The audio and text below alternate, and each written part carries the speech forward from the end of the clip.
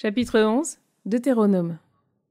Tu aimeras donc le Seigneur ton Dieu et tu garderas ses observances, ses décrets, ses ordonnances et ses commandements chaque jour.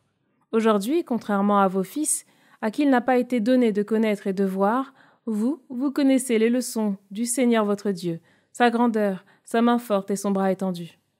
Les signes et les œuvres qu'il a accomplies en Égypte contre Pharaon, roi d'Égypte, et tout son pays. Ce qu'il a fait à l'armée égyptienne, à ses chevaux et à ses chars, en faisant déferler sur eux les eaux de la mer des roseaux, tandis qu'ils vous poursuivaient. Le Seigneur les a supprimés, vous le constatez encore aujourd'hui.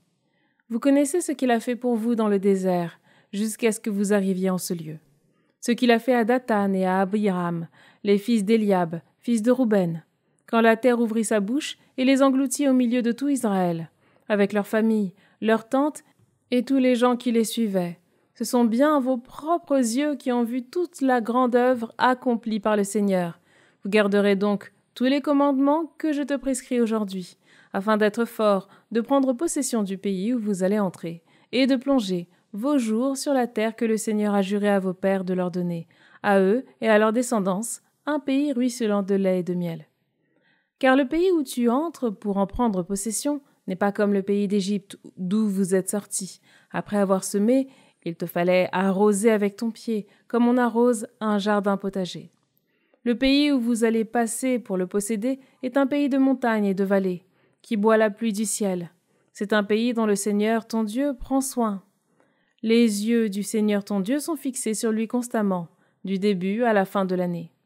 Assurément, si vous écoutez bien mes commandements, ce que je vous prescris aujourd'hui, si vous aimez le Seigneur votre Dieu et le servez de tout votre cœur et de toute votre âme, je donnerai à votre pays la pluie en son temps, pluie d'automne et pluie de printemps, et tu récolteras ton froment, ton vin nouveau et ton huile fraîche.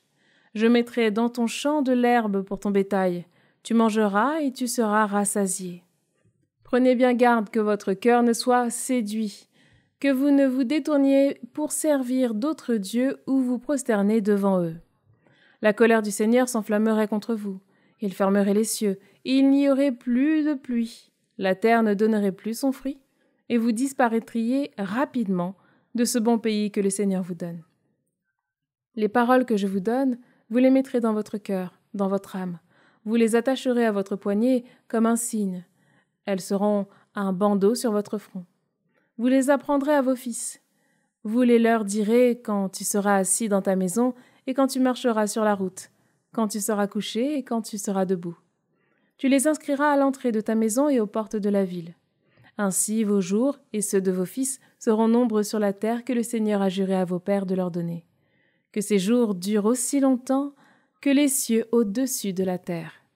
Car si vous gardez bien, pour les mettre en pratique, tous ces commandements que je vous prescris, aimez le Seigneur votre Dieu, marchez dans tous ses chemins et vous attachez à lui, alors le Seigneur dépossédera toutes ces nations devant vous, et vous posséderez des nations plus grandes et plus puissantes que vous. Tout lieu que foulera la plante de vos pieds vous appartiendra.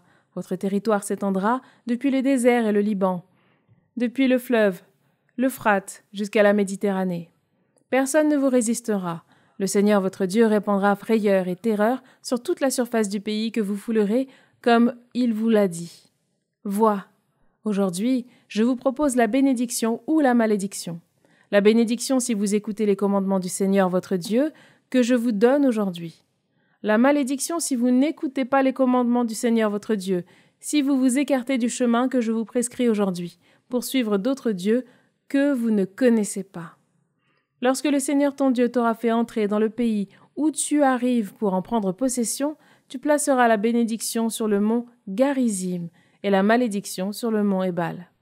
Ces monts ne sont-ils pas au-delà du Jourdain, derrière la route du couchant, dans le pays du Cananéen qui habite dans la Araba, en face de Gilgal, à côté des chênes de Morée? Car vous allez passer le Jourdain pour entrer en possession du pays que le Seigneur votre Dieu vous donne. Vous en prendrez possession et vous y demeurerez. Vous veillerez à mettre en pratique tous les décrets et les ordonnances que je vous présente aujourd'hui.